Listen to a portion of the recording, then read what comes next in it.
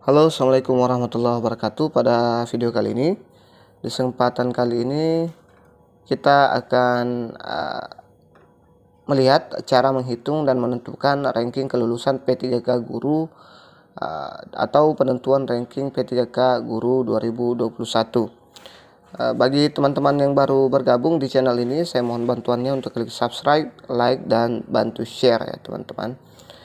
Video ini saya buat karena untuk menghilangkan kekhawatiran teman-teman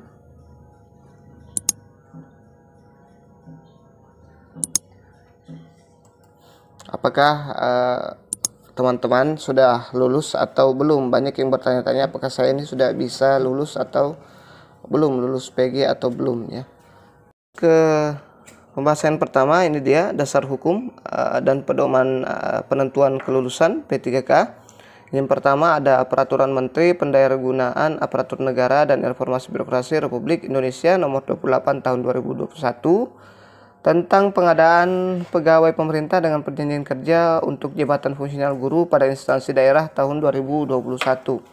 Kemudian yang kedua ada Keputusan Menteri Pendayagunaan Aparatur Negara dan Reformasi Birokrasi Nomor 1127 Tahun 2021 tentang nilai ambang batas seleksi kompetensi pengadaan pegawai pemerintah dengan perjanjian kerja untuk jabatan fungsional guru pada instansi daerah tahun anggaran 2021. Dan kemudian ada juga Peraturan Direktur Jenderal Guru dan Tenaga Pendidikan Nomor 3767 garing B1 garing HK 0103 garing 2021 tentang petunjuk teknis pelaksanaan seleksi pengadaan pegawai pemerintah dengan perjanjian kerja untuk jabatan fungsional guru pada pemerintah daerah 2021. Kita lihat ini dia yang diujikan, ada kompetensi teknis, ada kompetensi manajerial dan sosiokultural, wawancara. Ini passing grade sesuai formasi, contoh guru kelas SD itu 320 ya, diambil dari 60% ya, dari kompetensi teknis diambil 60%. Kemudian kompetensi manajerial dan sosiokultural itu passing grade-nya 130 untuk semua mata pelajaran ya. Kemudian wawancara passing grade-nya itu 24 untuk semua mapel. Jadi yang beda-beda itu hanya di passing grade per mapel saja ya. Misalnya kalau di bahasa Inggris 270 270, kalau di bahasa Indonesia dia 265 untuk guru SMP ya. Kemudian diambil dari 40%. Jadi ini digabung kompetensi manajerial dan sosiokultural wawancara itu digabung dan diambil 40%. Kemudian ada nilai afirmasi cerdik poinnya 500. Kemudian usia di atas 35 tahun atau 35 plus itu 15%, 75 poin tambahannya. Dan XTHK 2 tenaga honorer K2 itu 50. Jadi kalau digabung THK plus usia di atas 35 tahun itu jumlahnya 125 ya teman-teman. Oke, kita lihat contoh kasusnya. Ini ada contoh kasus. Andi kompetensi teknisnya 350, kompetensi manajerial sosiokultural 150, sedangkan wawancaranya itu 30. Kemudian ada Lili, usia 35 tahun ke atas, kompetensi teknis 290, kompetensi manajerial sosiokultural 140, wawancara 30. Nah, di sini kita bisa lihat Lili ini kan punya dia ada afirmasi usia ya. Ada afirmasi usia, jadi 290 ditambah 75 sama dengan 360 ya. Kita lihat nih.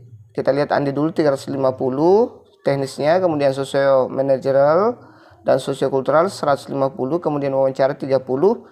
Diambil dari teknis itu 350 dikali 60% ya, sama dengan 210. Kemudian 150 Eh, kemudian kompetensi manajerial dan sosiokultural ditambah wawancara itu dikali 40% sama dengan 72, jadi total nilai akhir 282 ya. Kemudian Lili ini dia nilai kompetensi teknisnya 290 ditambah afirmasi umur, jadi sama dengan 360. 360 dikali 60% sama dengan 219 ya. Kemudian ada kompetensi manajerial dan sosiokultural ditambah wawancara, jadi 170 dikali 40% sama dengan 68. Jadi nilai total akhirnya itu 287. Jadi yang menang di kompetensi ini adalah Lili ya. Lili lebih tinggi gara-gara ada afirmasi umur ya. Oke. Semoga dipahami ya. Jadi teknis dikali dengan 60, kompetensi manajerial dan sosiokultural ditambah wawancara itu dikali 40%. Kalau ini tadi dikali 60% ya. Kita lihat keputusan akhirnya. Di keputusan akhir, dalam hal pelamar memiliki nilai akhir yang sama, penentuan kelulusan jika ada yang sama ya, tapi ini agak jarang terjadi. Tapi ini untuk mewanti-wanti jika ada persamaan nilai ya.